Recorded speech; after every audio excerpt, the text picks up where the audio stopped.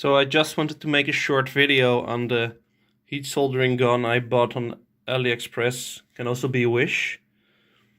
Well, the problem, I have a European style plug and they just did not put any insulation around the grounding wire. They just cut it off.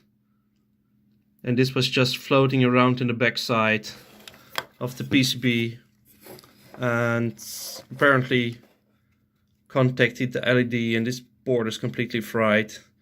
It turns on, but then the tip nozzle goes to such a high temperature that it becomes red glowing, hot glowing, and it will melt the nozzle. This is a very dangerous device, and yeah, it will kill you by electric shock or cause fire. So beware.